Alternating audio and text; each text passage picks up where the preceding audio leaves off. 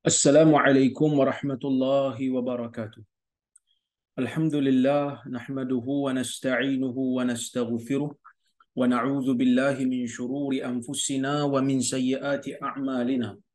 Man yahdihillahu fala mudilla lah wa man yudlil fala hadiya lah. Ashhadu an la ilaha illallah wahdahu la syarika lah wa ashhadu anna Muhammadan 'abduhu wa rasuluh. Allahumma salli wa sallim ala Muhammad wa ala alihi wa sahbihi ajma'in. Ya ayyuhalladzina amanu taqullaha haqqa tuqatih wa la tamutunna illa wa antum muslimun. Ya ayyuhan nasu taqu rabbakumul ladzi khalaqakum min nafsin wahidah wa khalaqa minha zawjaha wa batha minhuma rijalan katsiran wa nisaa'a wattaqullaha alladzi tasaaluna bihi wal arham. إن الله كان عليكم رقيبا يا أيها الذين آمنوا اتقوا الله وقولوا قولا سديدا يصلح لكم أعمالكم ويغفر لكم ذنوبكم ومن يطع الله ورسوله فقد فاز فوزا عظيما فإن أصدق الحديث كتاب الله وخير الهدي هدي محمد وشر الأمور محدثاتها وكل محدثة بدعة وكل بدعة ضلالة أما بعد. Muslimin dan muslimat yang dirahmati oleh Allah Subhanahu wa taala sekalian. Alhamdulillah, pada malam ini kita dapat bersama-sama berhimpun sekali lagi dalam kuliah Zoom ini untuk kita sambung semula pengajian kita menggunakan kitab Al-Adabul Mufrad. Ya. Tadi petang tadi saya agak sedikit sibuk kerana hari ini kami di KUIPS ada sambutan ulang tahun ke-10 KUIPS 2013-2023. Jadi program tu orang kata apa, habis tengah hari, tapi petang tu ada lagi perbincangan demi perbincangan bila ahli-ahli LPU datang. Jadi saya menjangkakan tidak sempatlah untuk saya nak study sedikit berkenaan dengan untuk kuliah malam ni, kerana saya tak malu untuk mengaku bila saya nak berkuliah. Setiap hari kalau saya nak berkuliah saja, saya akan membaca apa yang saya nak kuliahkan. Saya akan buat sedikit ulang kaji. Jadi saya bagi tahu pada Kak Jini tadi, Kak, minta maaf lah malam ni mungkin tak sempat nak baca sebab apa ni, mesyuarat habis lambat. Tapi alhamdulillah, mesyuarat tu habis awal sikit daripada apa yang saya jangka. Jadi alhamdulillah saya balik ke rumah tadi sebelum maghrib tadi, saya sempatlah buat sedikit bacaan untuk kuliah kita pada malam ini. InsyaAllah saya akan cuba baca hadis seterusnya dalam kitab Al-Adabul Mufrad. Jadi kita boleh bacalah malam ni sebab saya dah sempat buat sedikit ulang kaji berkenaan dengan hadis-hadis yang kita nak baca. Kita akan sambung kuliah kita pada hadis yang ke-93. Hadis 93, bab 93. Babu man latama 'abdahu falyu'tiqhu min ghairi ijab. Al-Imam Al-Bukhari meletakkan tajuk bab nombor 93 ni ialah bab pada membicarakan sesiapa yang menumbuk, memukul hambanya, ya, falyu'tiqhu, maka hendaklah dia membebaskan hamba tersebut. Hendaklah dia memerdekakan hamba tersebut. Tuan-tuan sekejap, saya rasa panas sikit, saya nak pasang aircon sekejap.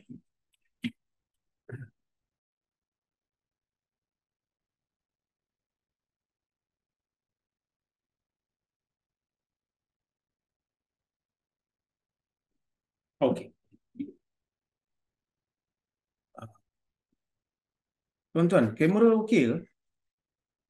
Gelap ke ataupun nampak okey? Kalau tuan-tuan boleh komen sikit. Nak nampak feedback juga. Tak gelap kamera lah. Saya memang gelap. Kan? Kulit saya memang gelap. Jangan komen pasal kulit saya pula. Saya nak tahu pasal kamera je. Kan? Kalau tak okey, saya nak pasang yang ni. Sekejap Mana okey? Yang ni okey tak? Sekejap.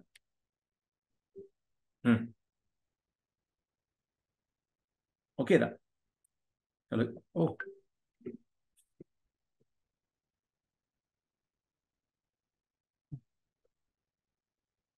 dua-dua okey, alhamdulillah. Menunjukkan kamera ni okey lah Alhamdulillah. Jadi terima kasih. Um, Kak Jini kata yang ni lagi okey, nampak ustaz cerah sikit, dia kata. Maklumlah ustaz, maklumlah Kak Jini. Saya ni lahir dalam keadaan cerah, tapi itulah masa kecil-kecil kena demam kuning, jadi bila dijemur lupa nak angkat. Jadi bila lupa nak angkat tu jadi gelap sikit lah. Gurau je lah. Tak adalah. Baik. Jadi insyaAllah kita nak sambung bab yang berikutnya, iaitu bab sesiapa yang memukul hambanya, sesiapa yang memukul hambanya, hendaklah dia membebaskannya. Min ghairi ijab.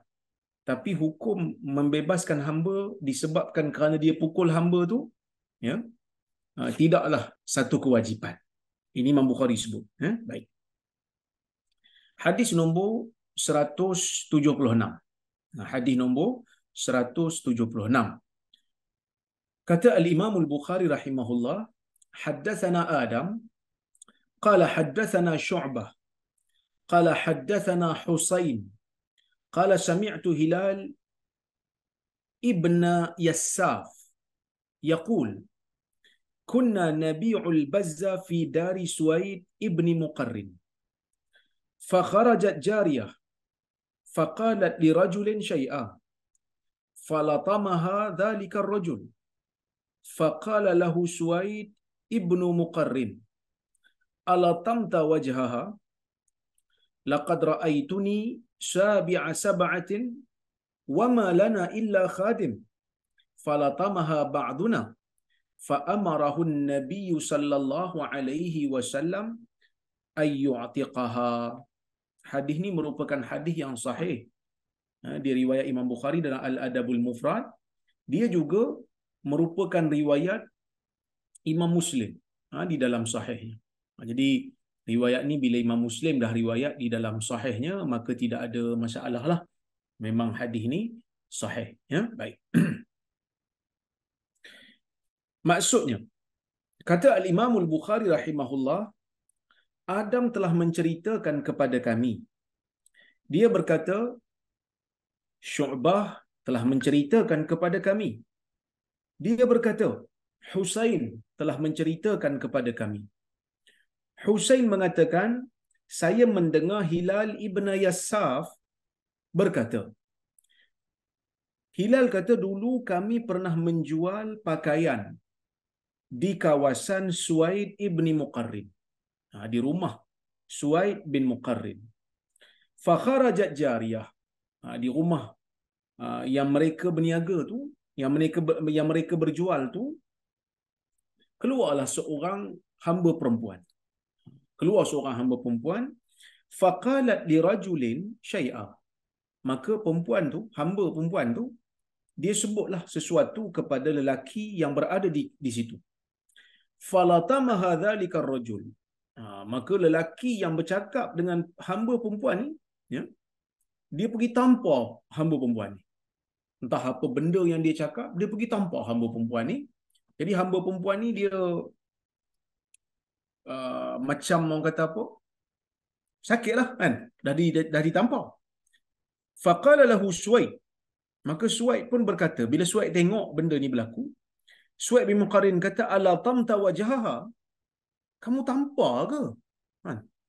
Kamu tampar ke wajah dia ni? Laqad ra'aituni, sesungguhnya aku pernah melihat diri aku ni, sabi'a sab'atin, salah seorang daripada 7 beradik. Dulu dia kata, kami ni, maksudnya Suwaid bin Muqarrin ni sahabat Nabi SAW lah. Dia kata, dulu kami pernah ada pengalaman, aku ni salah seorang daripada 7 adik-beradik aku, yang mana kami ni ada seorang hamba. Wa ma lana illa khadim. Kami tidak ada melainkan seorang hamba. Ada hamba seorang. Kami adik-beradik 7 orang. Falatamaha ba'duna. Sebahagian daripada kami menampar hamba tu. Tampar hamba tu. Fa amarahu an-nabiy sallallahu alaihi wasallam an yu'tiqaha. Lalu Nabi sallallahu alaihi wasallam mengarahkan si penampar tu untuk membebaskan hamba tersebut. Okey. Dalam hadis ni memang jelaslah Nabi sallallahu alaihi wasallam mengarahkan orang yang menampar seorang hamba tanpa sebab yang syar'i untuk membebaskan dia. Pertama, kita dah bahas dah sebelum ni. Nabi SAW tak benarkan kita menampar muka orang. Kalau kita dibenarkan untuk memberikan ta'zir sekalipun, kalaupun Nabi SAW membenarkan ibu, ayah untuk memukul anak yang tidak salat apabila sampai kepada umur 10 tahun, pun begitu tak dibenarkan untuk memukul muka. Tak boleh untuk pukul muka ni, kerana muka ni saya sebut dah pada kuliah yang lepas. Dia merupakan anggota yang paling mulia. Kerana anggota yang paling tinggi pada jasad insan tu kepala dia. Dan kepala ni, mukalah yang orang kata apa, menjadi terhimpunnya segala maruah manusia tersebut. Jadi bila kita tampar, pastinya kalau tampar di tempat yang terbuka, orang akan nampak, orang akan lihat, dan itu menjatuhkan maruah manusia. Dan kalau tak ada orang sekalipun, tempat tertutup, mungkin ia mencederakan, lebam, bengkak, dan bila muka bengkak, sukar untuk disembunyikan. Kan kalau perempuan mungkinlah dia boleh pakai purdah bila di luar, tapi di dalam rumah still orang akan nampak muka dia yang bengkak tu. Dia tak boleh tutup. Kalau di anggota lain dia boleh tutup, tapi anggota muka ni payah dan sukar untuk tutup. Dan muka ni, tuan-tuan dan puan-puan rahmati Allah sekalian, mulialah. Kerana sebab tu orang Melayu dipanggil air muka. Kan? Sebab itu kita hanya tunduk kepada Allah Azza wa Jalla. Kita rendahkan muka kita dan wajah kita dan kepala kita ni hanya untuk Allah Azza wa Jalla. Sebab itu kita rukuk hanya pada Allah. Kita sujud pun hanya kepada Allah. Kita tak boleh sujud pada makhluk. Dalam syariat kita lah, yang mana perintah Allah Azza wa Jalla untuk malaikat sujud pada Adam tu, dia bukan sujud ibadah, tetapi dia adalah sujud hormat. Dia adalah sujud hormat. Okey, tak apa yang tu. Jadi dia dah pukul muka kawan ni. Nabi larang. Nabi SAW larang. Sebab pertama, kerana muka ni anggota yang paling mulia. Yang kedua, dia akan menjatuhkan air muka orang yang ditampar. Kalau cedera, orang boleh nampak. Ya. Dan terhimpun juga di muka ni deria-deria yang penting. Mata ada di situ, telinga ada di situ, hidung juga ada di situ. Dan muka ni adalah kawasan yang sensitif. Muka ni kawasan yang sensitif. Maksudnya sebab dia kulit dia nipis. Kulit pipi ni nipis. Jadi sebab itu kalau kita duduk depan api pun kita akan terasa bahang. Mungkin di tangan tak terasa bahang, tapi di pipi dah terasa dah bahang dia. Baik. Di sini tak nampak pun apa yang Al-Imam Al-Bukhari sebutkan, iaitu tanpa kewajipan tu. Nabi SAW menyebutkan dalam hadis ni, Suaid mengatakan Nabi mengarahkan orang yang menampar tu untuk membebaskan hamba yang ditampar.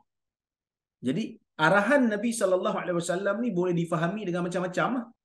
Sebab sahabat hanya bercerita tentang arahan Nabi SAW tanpa menukilkan perkataan Nabi itu.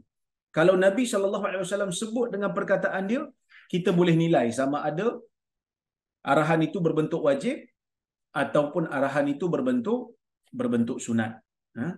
Tapi oleh kerana kita tak nampak lafaz Nabi SAW di sini, jadi sukar jugalah kita nak buat keputusan. Kita nak nampak wajib ke sunat ke. Jadi mana yang Imam Bukhari sebut tu, tak apa. Kita akan tengok dalam riwayat yang akan datang. Kita akan tengok dalam riwayat yang akan datang. Cuma di antara faedah yang boleh kita ambil daripada hadis ni ialah disyariatkan bagi orang yang telah mengasari hambanya dengan satu perbuatan yang tidak syar'i untuk membebaskan hamba tersebut. Sebagai satu tebusan lah. Jadi kalau dia nak tebus kesalahan dia, dia boleh bebaskan hamba tersebut. Itu yang pertama. Yang kedua, dibenarkan bagi seseorang untuk menceritakan tentang kisah hidup dia dulu, jika di sana ada satu keperluan. Jika ada satu keperluan, boleh cerita. Tapi seelok-eloknya ditutuplah aib orang yang melakukan kesalahan tu. Jadi sebab itu Suaid dia kata apa? Suaid kata, aku 7 beradik. Sebahagian daripada kami telah menampar hamba tu. Hamba dia. Dia tak bagi tahu nama dia siapa. Disembunyikan. Kenapa dia cerita? Benda ni salah ke tak salah? Benda ni salah. Tapi kenapa dia cerita? Dia cerita kerana ada kepentingan. Tapi dia tak bagi tahu spesifik yang mana satu yang menampar tu. Ya. Baik, kita tengok hadis yang berikutnya. Hadis 177. Kata al-Imam al-Bukhari rahimahullah, haddatsana Amr ibn Aun.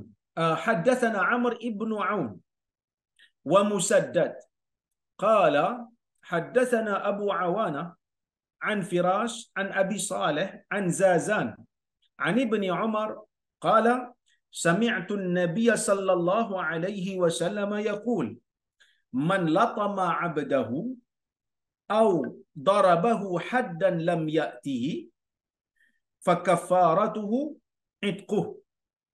Ini hadis riwayat Imam Bukhari dalam Adab Mufrad, dan juga hadis yang sama juga diriwayatkan oleh Al-Imam Muslim dalam sahihnya. So hadis ni, riwayat ni sahih lah. Ya. Maksudnya, kata Al-Imam Al-Bukhari rahimahullah, Amr bin Aun dan juga Musaddad telah menyampaikan kepada kami. Maksudnya, dalam hadis ni, Imam Bukhari telah mengambil daripada dua orang guru dia.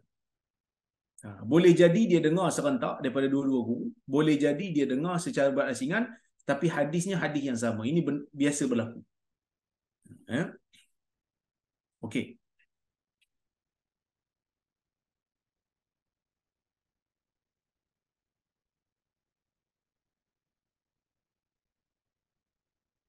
Mana pula tadi? Ini masalah dia. Kalau kita kitab PDF, dia terpadam. Okey. Baik. Kata Al-Imam Al-Bukhari, Amr bin Aun dan Musaddad telah menyampaikan kepada kami. Kedua mereka mengatakan, Abu Awanah telah menceritakan kepada kami daripada Firas, daripada Abu Saleh, daripada Zazan, daripada Ibnu Umar. Katanya, saya mendengar Nabi sallallahu alaihi wasallam bersabda, man latama abdahu aw darabahu, sesiapa yang menampar hambanya ataupun memukul hambanya, haddan lam ya'tihi, kerana satu kesalahan yang dia tak buat, sebagai satu hukuman yang dia sendiri tak buat. Maksudnya hamba tu tak buat benda yang kita duk tuduh dia buat tu. Kita rasa dia buat tapi sebenarnya dia tak buat. Fakafaratuhu itquhu, maka cara untuk kafarah, cara untuk dia terlepas daripada dosa ialah dengan membebaskan dia. Ini disebutkan oleh para ulama, ya, pada fiqh hadis. Nabi sallallahu alaihi wasallam dalam hadis ni mengarahkan kita ni untuk berlunak, berlembut dengan hamba, dan menahan diri daripada menyakiti mereka, terutamanya pada kesalahan yang kita belum pasti. Kalau belum pasti, jangan ambil tindakan lagi. Kerana apa?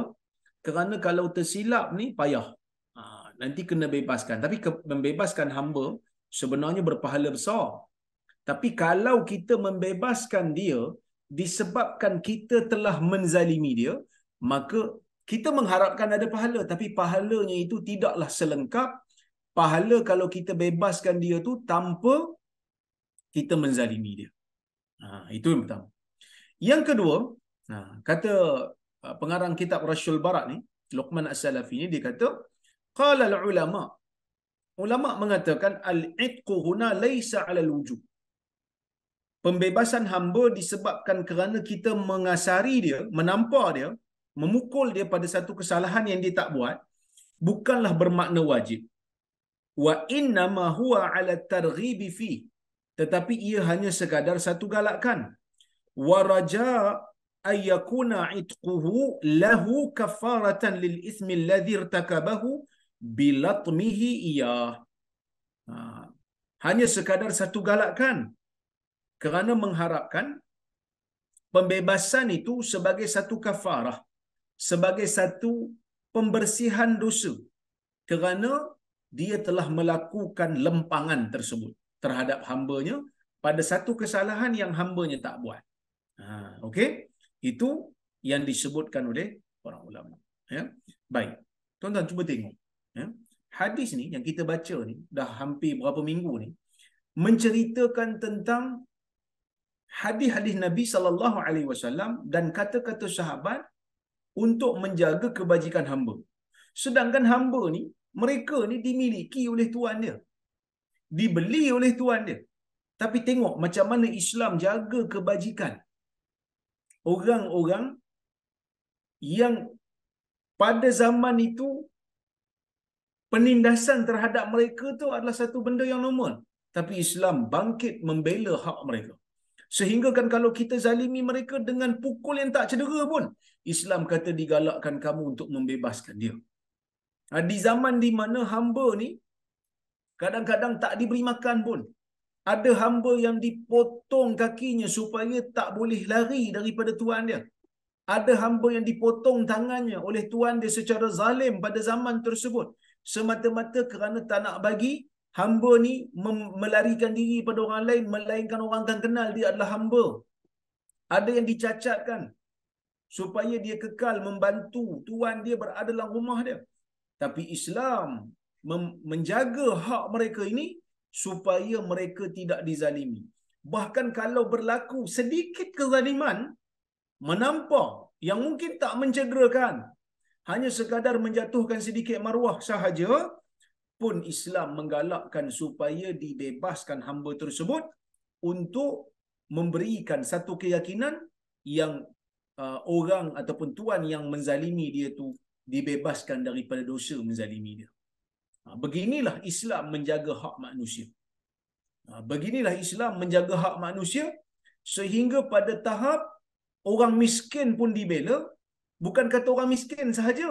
Kerana orang miskin ni mungkin dia merdeka, dia boleh memiliki sesuatu. Hamba pun dijaga. Hak hamba pun dijaga. Jadi hamba ni nak dapat macam mana? Hamba ni dengan tawanan perang. Dulu dia pernah lawan dengan Islam. Dulu dia pernah lawan Islam. Jadi bila dikasari, digalakkan untuk dibebaskan dia. Tetapi Nabi SAW dalam hadis yang lain lebih menggalakkan kalau hamba yang nak dibebaskan itu adalah hamba yang Muslim. Lebih utama untuk dibebaskan. Ya? Baik. Kita pergi kepada hadis yang berikutnya. Hadis 178. Ya, hadis 178.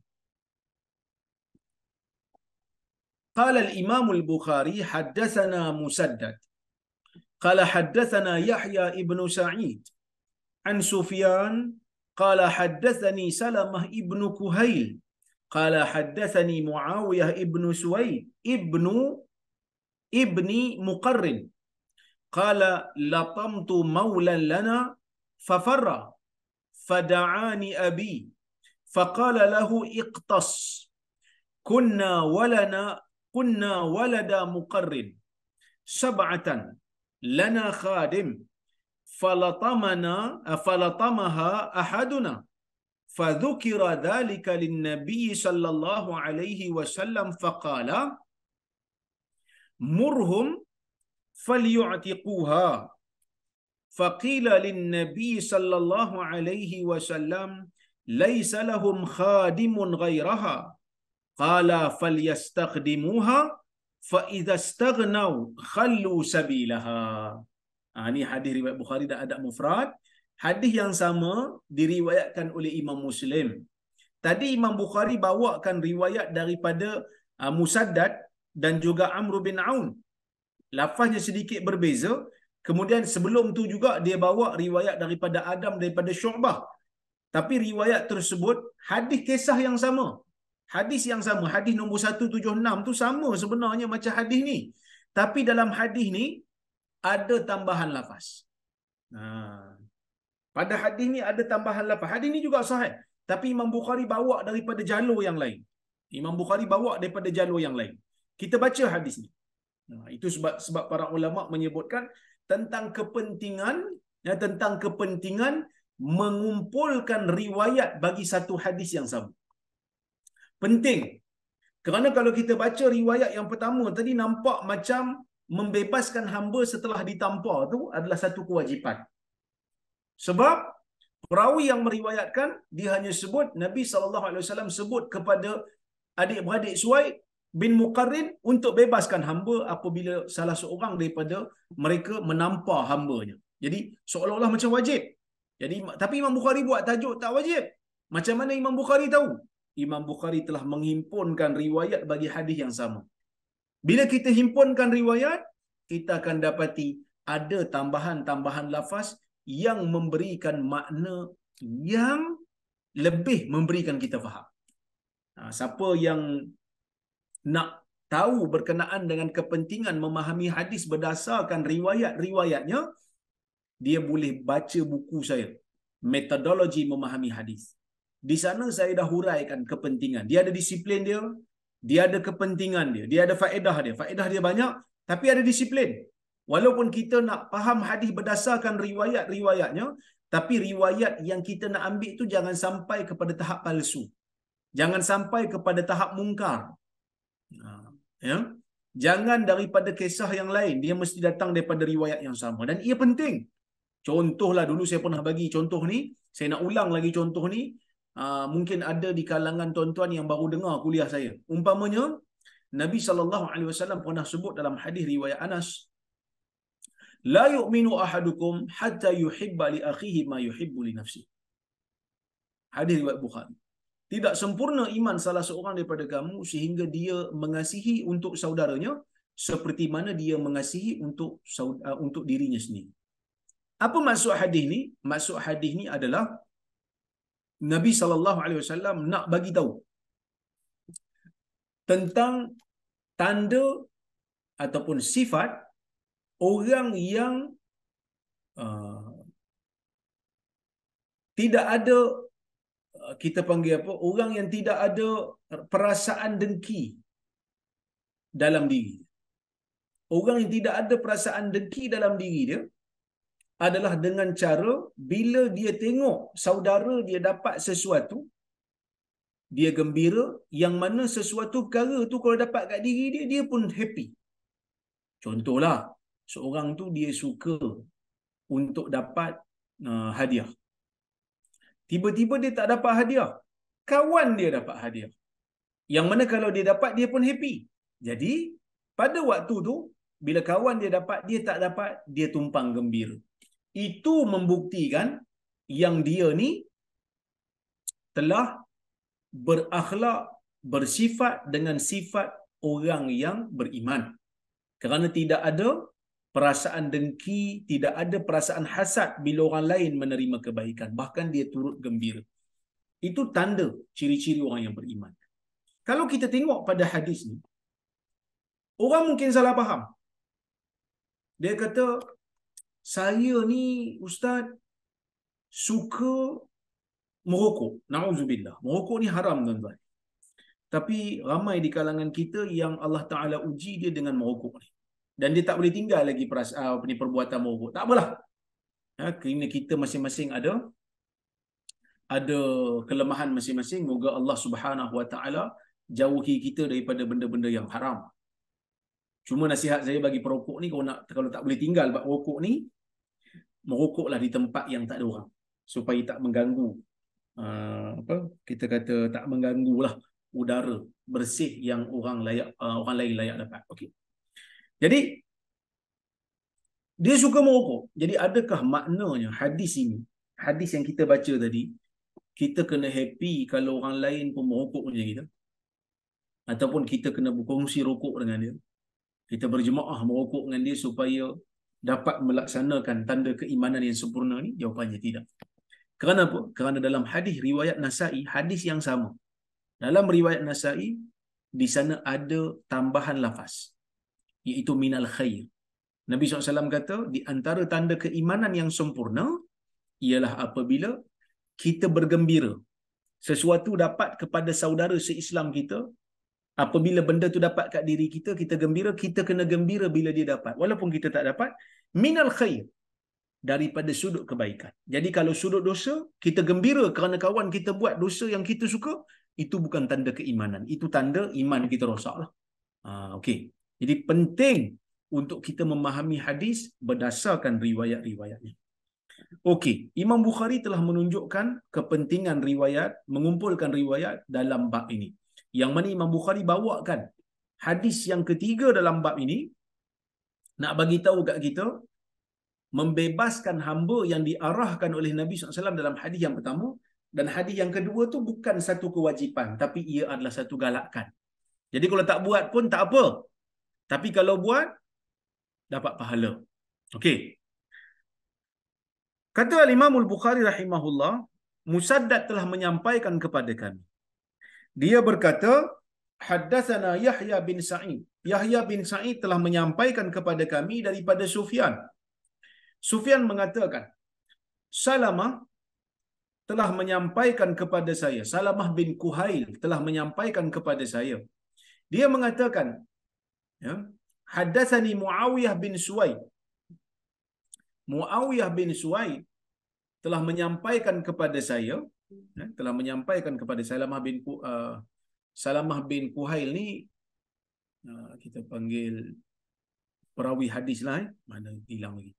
Okey, Salamah bin Kuhail telah menceritakan kepada saya, kata Sufyan, katanya Muawiyah bin Suwaid, Muawiyah bin Suwaid bin Muqarrin telah mengatakan, latamtu maulan lana, saya telah menampak seorang hamba milik kami.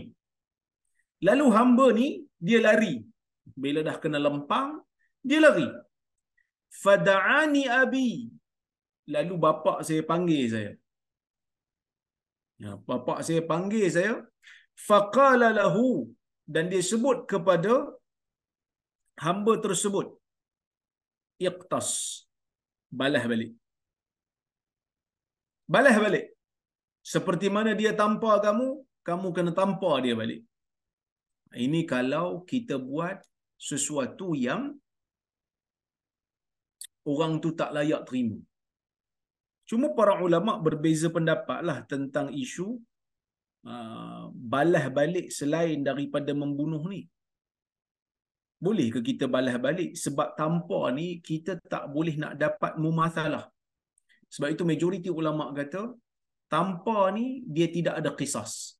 Kenapa? Kerana dia tidak ada kayu ukur nak bagi sama. Kerana qisas ni dia mesti sama.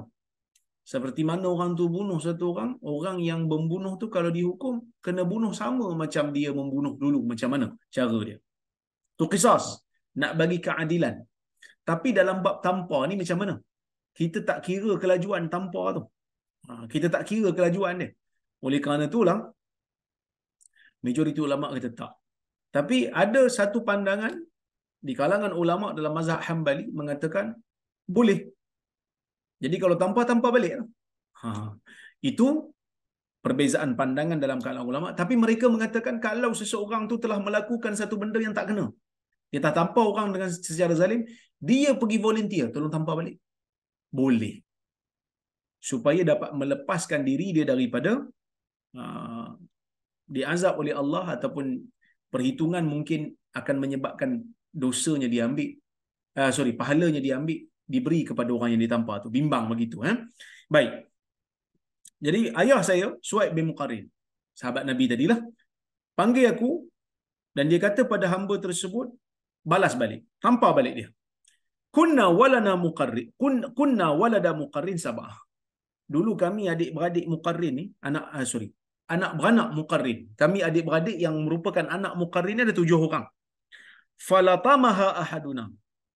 Lana khadim, kami ada hamba seorang. Tiba-tiba sebahagian daripada kami pergi tampar dia. Fadzukira dzalika lin-nabi sallallahu alaihi wasallam. Sebahagian dah tampar tu, ada orang bagi tahu kepada Nabi sallallahu alaihi wasallam tentang perkara ni. Orang bagi tahu Nabi ya. Ada hamba sekian-sekian ditampar oleh salah seorang daripada adik-beradik yang bertujuh ni.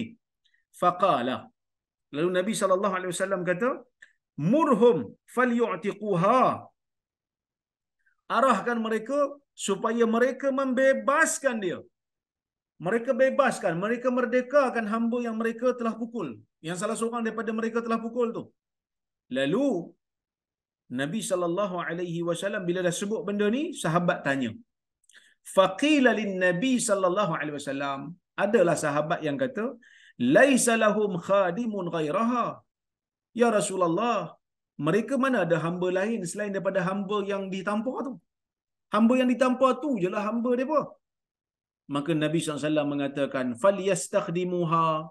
Kalau begitu, arahkan mereka untuk gunakan khidmat hamba ni. Fa iza staghnau khallu sabilaha. Apabila mereka telah tak memerlukan lagi hamba tersebut, pada waktu tu bebaskan. So Nabi SAW memberikan, kita panggil pilihan. Maksudnya, kalau mereka dah tak guna lagi khidmat hamba tu, bebaskan. Tapi selagi mana mereka nak guna, tak wajib bebaskan.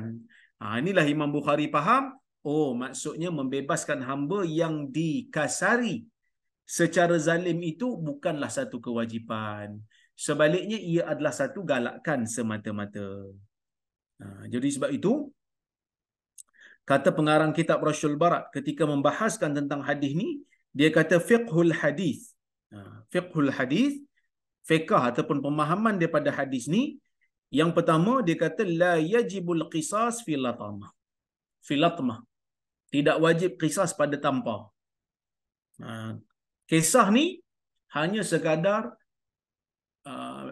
orang yang menampar tu ataupun ayah kepada orang yang menampar tu nak bagi jiwa dia tenang supaya tak berlaku kisah di akhirat nanti. Dan Nabi SAW suruh berlembutlah dengan hamba ni. Tak perlu untuk kerah-kerah, dan hadis inilah yang menjadi bukti. Ya, hadis inilah yang menjadi bukti membebaskan hamba dalam kes ini bukanlah satu kewajipan, sama seperti mana yang difahami oleh Al-Imam Al-Bukhari dan diletakkan sebagai tajuk bab. Kerana Nabi SAW membenarkan untuk ditangguh. Sehingga mereka tak perlukan lagi hamba tu. Okey. Okey. Kita pergi kepada hadis yang berikutnya, iaitu hadis nombor 179. Kata Al-Imam Al-Bukhari, haddatsana Amr ibn Marzuq qala akhbarana Syu'bah qala li Muhammad ibn al-Munkadir masmuk faqultu Syu'bah qala haddatsani Abu Syu'bah an Suwaid ibn Muqarrin al-Muzani wa ra'a rajulan latama ghulamahu faqala ama 'alimta anna as-surah muharramah ra'aituni wa inni sabi'u sab'atin ikhwatin 'ala ahdi Rasulillah sallallahu alaihi wasallam ma lana illa khadim falatamahu ahaduna fa amarana an-nabiy sallallahu alaihi wasallam an nu'tiqahu. Hadis nombor 179. Hadis ni juga riwayat Muslim.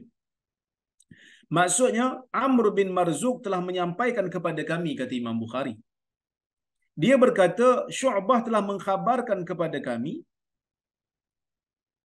yang mana Syu'bah mengatakan, Muhammad bin Munkadir berkata kepada saya, apa nama kamu?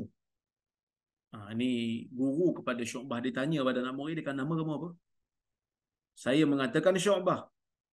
Lalu, Muhammad bin Munkadir kata, Abu Syu'bah telah menyampaikan kepada saya daripada Suwaid bin Muqarrin al-Muzani, ketika mana dia melihat seorang lelaki menampar hambanya.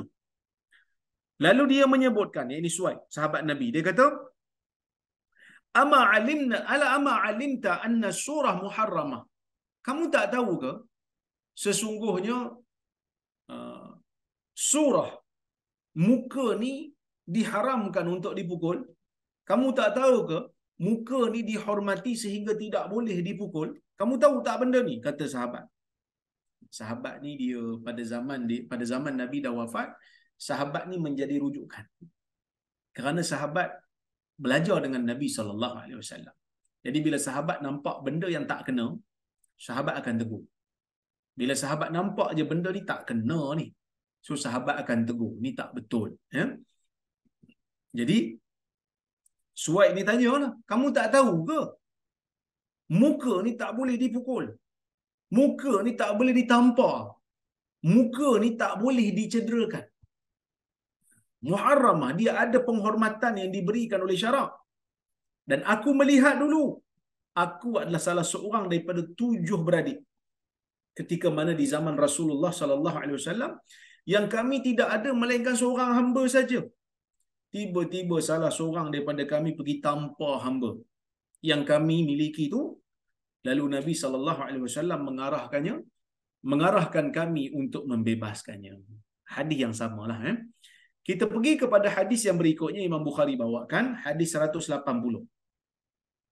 Kata Imam Al-Bukhari rahimahullah, haddatsana Musa qala haddatsana Abu Awana qala haddatsana Firas an Abi Salih an Zazan Abi Umar qala kunna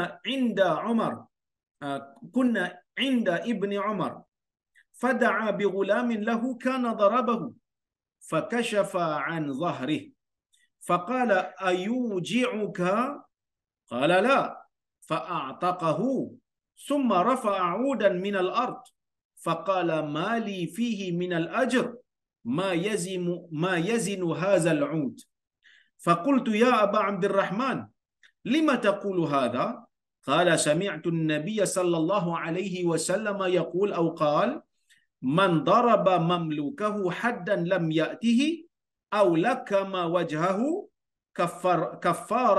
kaffaratuhu ay yu'tiqahu. Okey. Hadis nombor 180 ni sebenarnya dia macam hadis nombor 177. Dulu sebelum ni kita dah baca, awal-awal kuliah tadi kita dah baca hadis nombor 177. Ya, daripada Amr bin Aun, daripada jalur Amr bin Aun ni sampai kepada Ibnu Umar, cuma dia bawa kalam Nabi sahaja. Yang Imam Bukhari bawa kalam Nabi saja pada 177.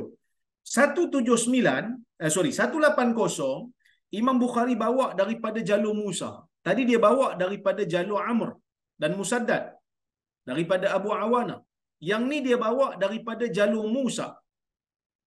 Ya, yang mana jalur ni juga mengambil daripada Abu Awana, daripada Firas, daripada Abu Saleh, daripada Zazan. Cuma riwayat ni dia ada tambah kisah di awal. Kenapa Ibnu Umar membacakan riwayat ni daripada Nabi sallallahu alaihi wasallam? Ada orang, sebahagian orang dia keliru, dia ingat kisah seperti ini termasuk dalam asbabul wurud. Yang pertama kita kena bezakan, ya. Ya. Pertama kita kena bezakan di antara sebab nuzul dengan sebab urut. Sebab nuzul ni ialah sebab ataupun peristiwa yang menjadi punca kepada penurunan ayat Al-Quran. Itu dipanggil sebab nuzul. Ya.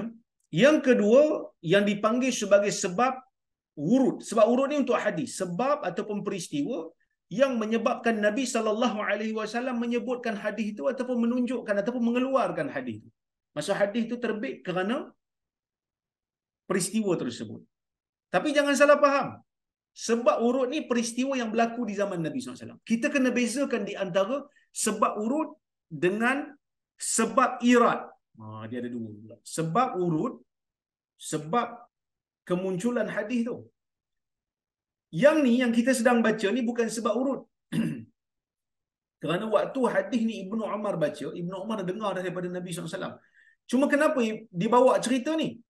Dia nak bagi tahu, Imam Bukhari nak bagi tahu kenapa Ibnu Umar bacakan hadis ni. Ibnu Umar dah dengar ada hadis ni di zaman Nabi itu. Tapi ada sebab kenapa Ibnu Umar membacakan hadis ni pada anak murid dia. Kita tengok apa sebab dia. Okey. Kata Zazan, kunna inda Ibni Umar. Kami pernah duduk di sisi Ibnu Umar. Siapa Ibnu Umar? Abdullah Ibnu Umar. Siapa Abdullah bin Umar? Anak kepada Umar bin Khattab, orang saleh, orang baik, orang yang begitu berhati-hati dalam mengikut sunnah Nabi sallallahu alaihi wasallam. Ya. Fada'a bi ghulamin lahu. Kami duduk di sisi Ibnu Umar, lalu Ibnu Umar pun panggillah hamba dia.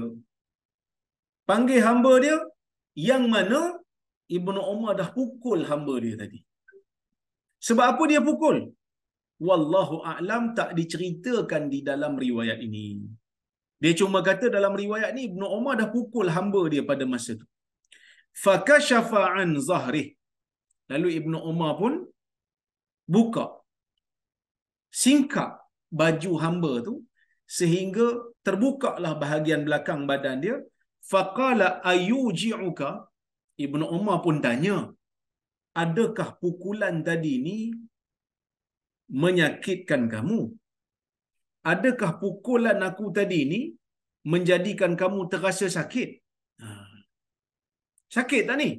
Gitulah dia soalan dia. Ya. Maka hamba ni dia sebutlah, dia kata la. Dia kata tak sakit. Kalau kita tengok dalam riwayat, ya.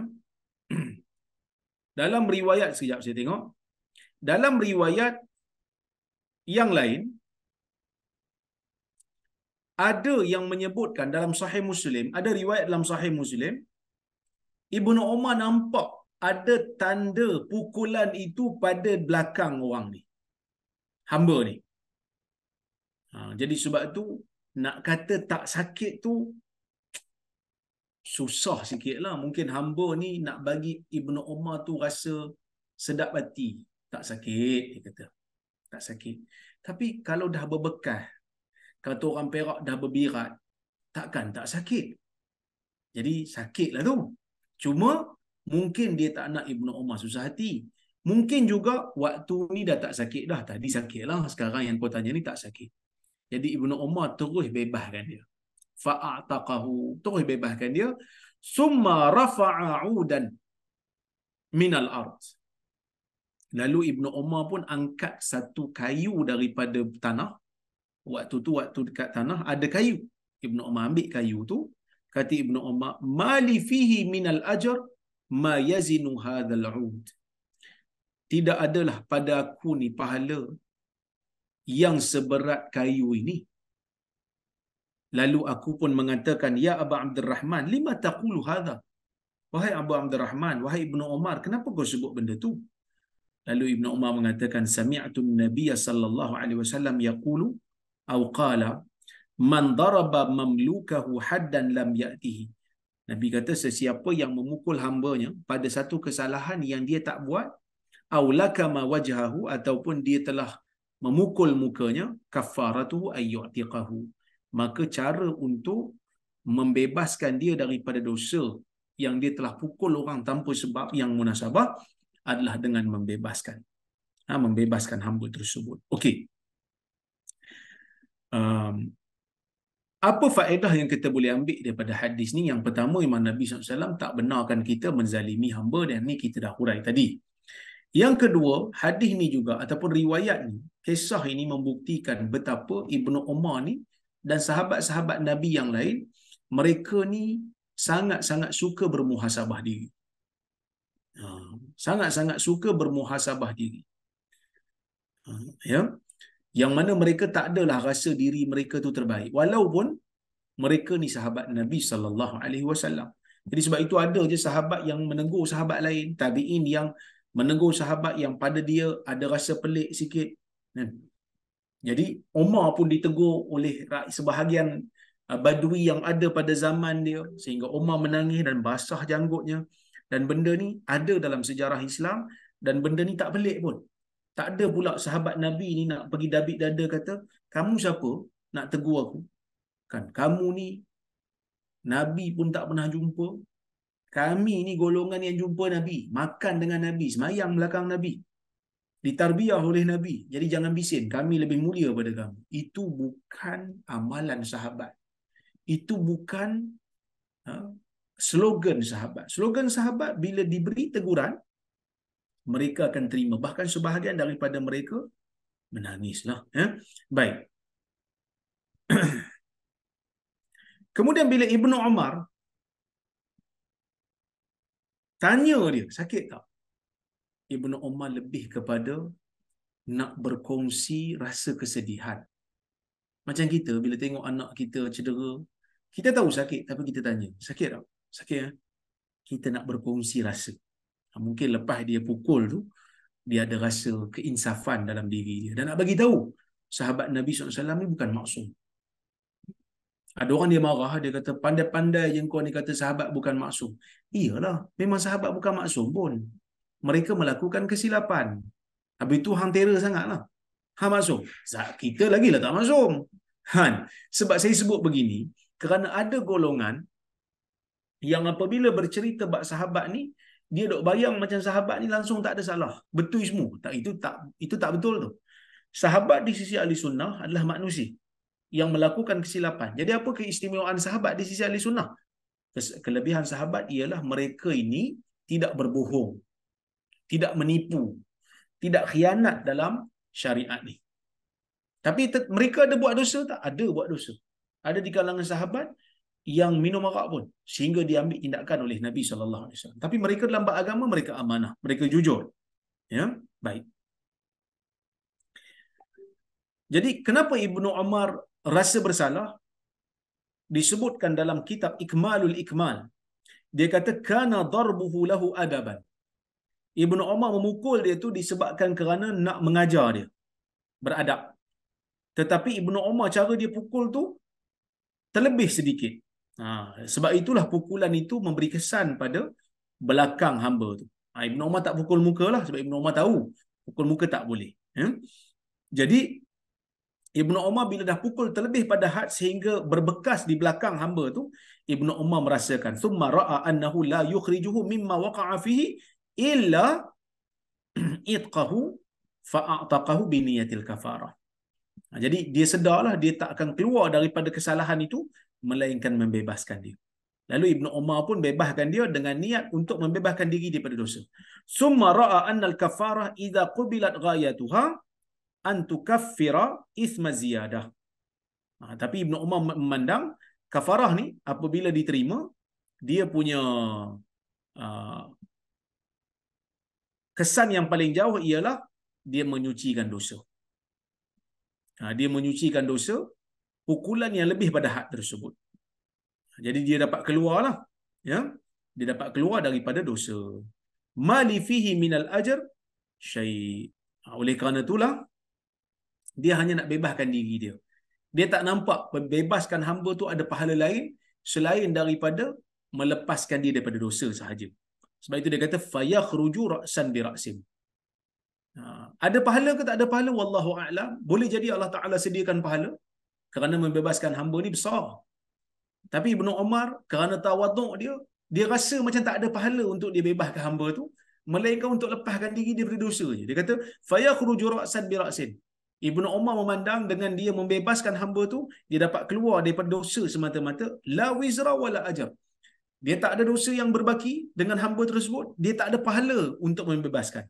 Oleh kerana itulah dia kata, aku tak ada pahala walaupun hanya seberat seberat kayu yang diambil daripada tanah lagi tadi tu. Ya, baik.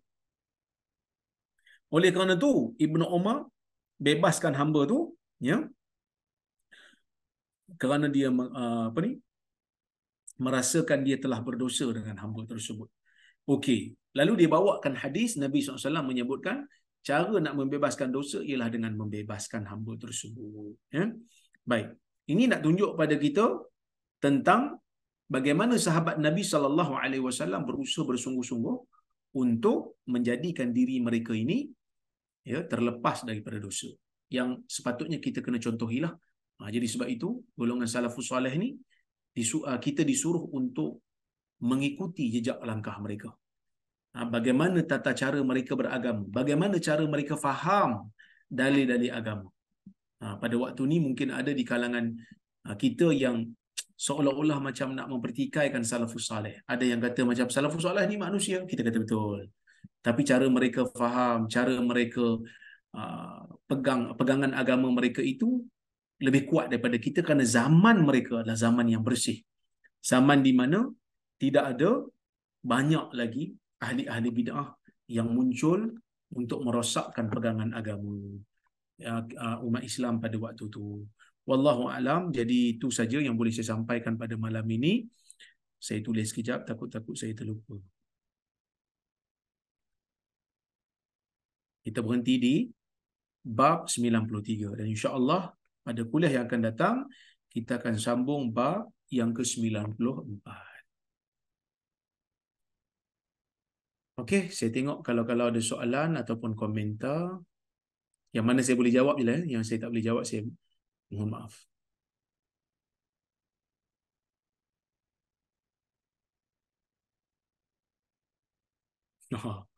Ada yang kata bak kamera tadi, mana-mana pun okey, nampak terserlah kesolehan. Masya Allah. Ya Allah, ampunkan saya pada perkara yang mereka tak tahu. Jadikan saya lebih baik daripada apa yang mereka sangka. Dan ampunkan saya terhadap apa yang mereka katakan. Mudah-mudahan Allah Ta'ala jadikan kita semua yang saleh.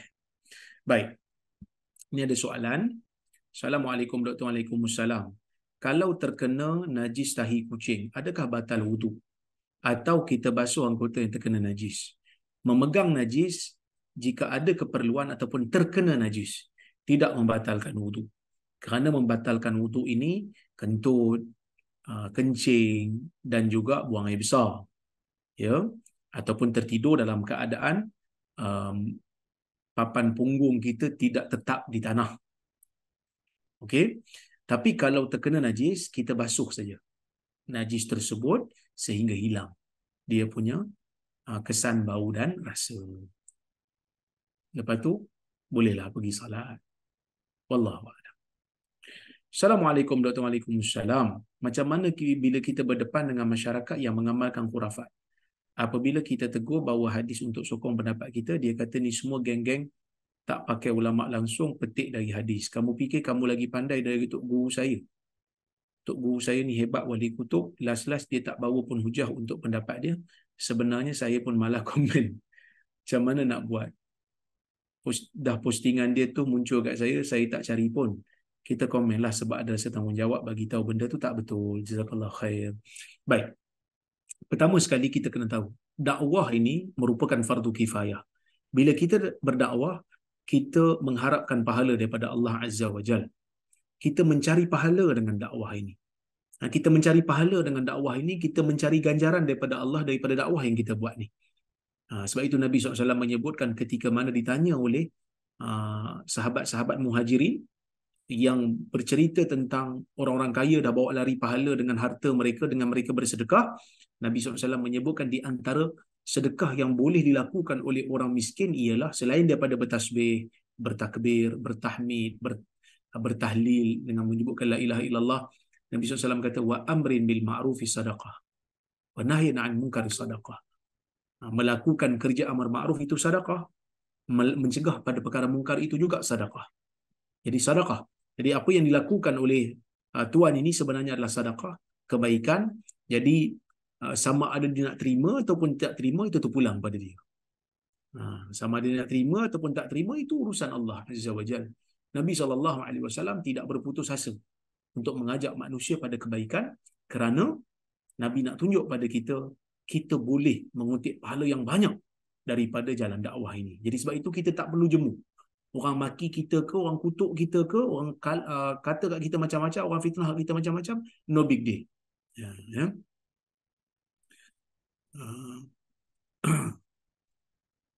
No big deal, tak ada masalah. Kerana kita tak mati dicaci orang, kita tak cacat dikeji orang, dan kita tak hilang selera makan pun bila orang fitnah kita. Mudah-mudahan fitnah, cacian, makian itu Allah Ta'ala gantikan dengan memberikan pahala mereka kepada kita di hari akhirat nanti, insya-Allah. Ya. Baik. Assalamualaikum warahmatullahi wabarakatuh. Apa hukum bela kucing? Ada orang kata kucing ni najis, ada ustaz kata kucing ni najis, ada kucing tak najis. Mohon beri pencerahan. Terima kasih. Pertama sekali, bela kucing ni ulama ada beza pendapat, ada yang kata dibenarkan, ada yang kata digalakkan. Tetapi pendapat yang tepat dibenarkan sahaja. Dibenarkan. Tapi ada riwayat yang kata Nabi membela kucing nama Mu'izzah, itu semua riwayat-riwayat yang tidak diketahui puncanya. Tetapi Abu Hurairah memang ada bela kucing. Cuma Nabi SAW menyebutkan dalam sebuah hadis, Nabi kata innaha minat tawafat ataupun minat tawafin. Sesungguhnya kucing itu antara haiwan yang mengelilingi kamu. Jadi sebab itu Nabi SAW memberikan kemudahan kepada orang yang bela kucing ni. Dia punya air liur tu tak najis. Air liur dia tak najis. Kalau dia jilat air itu tak jadi najis. Jadi boleh ambil untuk berwuduk. Cuma bab bulu dia ni, kencing dia dengan tahi dia, majoriti ulama mengatakan itu adalah najis, perlu dibersihkan. Cuma bulu dia ulama berbeza pendapat. Mazhab Syafi'i kata bulu dia tu najis, perlu dibersihkan. Tapi majoriti ulama kata bulunya tak najis. Saya cenderung pada pendapat majoriti ulama yang kata bulunya tidak najis. Wallahu alam. Tapi mungkin ada orang kata, Ustaz, kucing ni kita tak tahu dia melangkah kat luar tu dia terpijak najis ke, dia tak terpijak najis ke, kita tak tahu. Dia senang je. Benda yang kita tak nampak dan kita tak tahu, dikira tak ada. Kecuali lah kalau kita nampak memang dia bawa najis dalam rumah, ada bau, ada warna, kan, ada rasa, dengan tangan kita ada rasa, ya, itu barulah dihukum sebagai najis, kan. Ya, kalau tak nampak, maka tak ada lah, tak perlu dah dicari-cari, tak perlu dicari-cari, ya. Wallahu a'lam.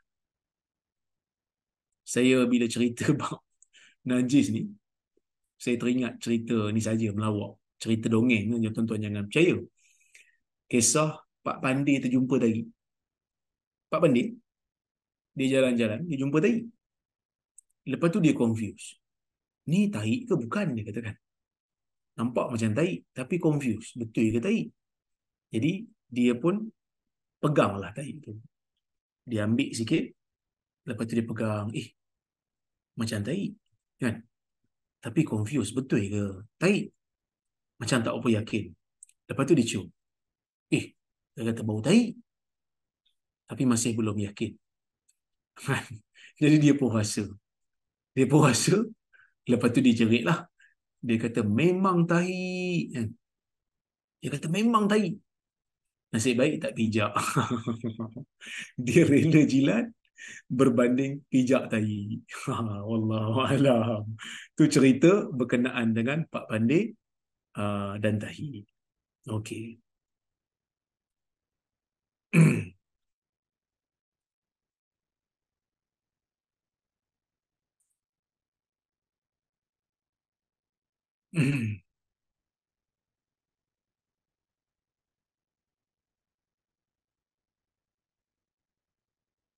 Assalamualaikum Ustaz. Boleh Ustaz kongsikan bagaimana Ustaz mendidik anak-anak kecil untuk mengenali Allah dan Rasul? Saya mendapati tadika yang bagus-bagus seperti Brainy Bunch, Little Khalif, jenis Aulad, semuanya mahal yuran. Yang murah seperti Pasti dan Tadika kemas pula kualitinya tidak berapa bagus. Pasti dan Tadika kemas pula kualitinya tidak berapa bagus. Bagaimana untuk memastikan pendidikan terbaik untuk anak-anak supaya mereka cinta Quran dan Sunnah, menjauhi dosa dan maksiat? Dia begini, kepada yang bertanya, kepada tuan yang bertanya, Tuan Ahmad yang bertanya, sebenarnya mendidik anak-anak ni adalah tanggungjawab kita. Kita walaupun ada kemampuan untuk mendidik, untuk menghantar anak ke Little Khalif, ke Brainy Bunch, ke yang mahal-mahal ni, ia tidak melepaskan, sekali-kali tak melepaskan pun tanggungjawab kita untuk mendidik anak-anak. Jadi bagi yang mampu, dia boleh hantar anak dia ke pendidikan yang berkualiti. Ya. Kalau dia hantar pun tak bermakna dia terlepas daripada tanggungjawab. Dia kena sebut juga. Jadi macam mana kita nak didik anak? Sebelum kita dapat anak, kita kena bersedialah dengan ilmu-ilmu asas, dengan ilmu fardu ain supaya kita boleh ajar anak kita. Kan? Jadi kalau yang tak mampu tu, dia tak ada pilihan lah, melainkan dia kena hantarlah pada tadika yang dia mampu. Walaupun mungkin kualitinya tak bagus, tapi dia kena ajarlah anak dia. Kan? Dia tu kena belajar. Dia jangan putus asa, dia kena belajar. Dia kena jadi guru. Lepas maghrib umpamanya, lepas salat, kan?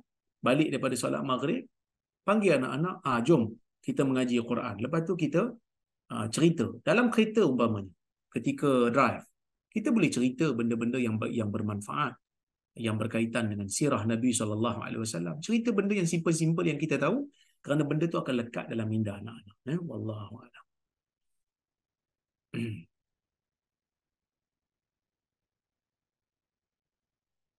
Salam doktor. Waalaikumsalam. Harap sihat-sihat saja. InsyaAllah sihat. Terima kasih Kak.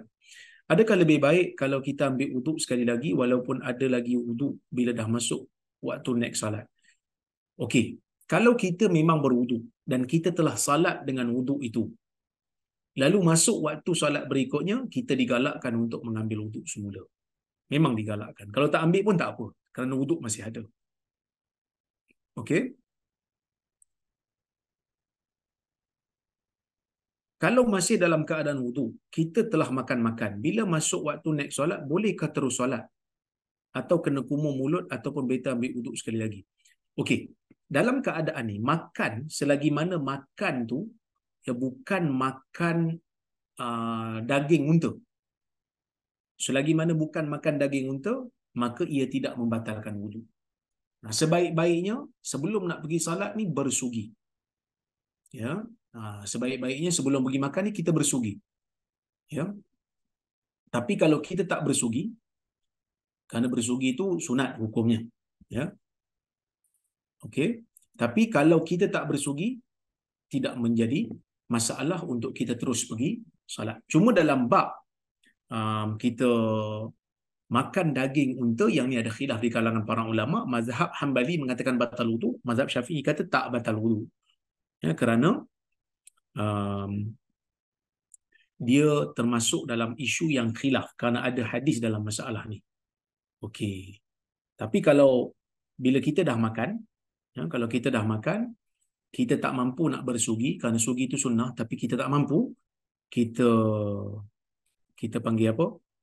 Seeloknya kita berkumur lah. Seeloknya. Ya. Kenapa? Kerana takut ada baki-baki makanan tersebut. Yang mana solat ni dia tak boleh makan. Tapi kalau ada juga, kita cuba untuk keluarkan lah. Kita cuba untuk keluarkan. Tapi kalau tertelan tak sengaja, dimaafkan, tak ada masalah. Okey.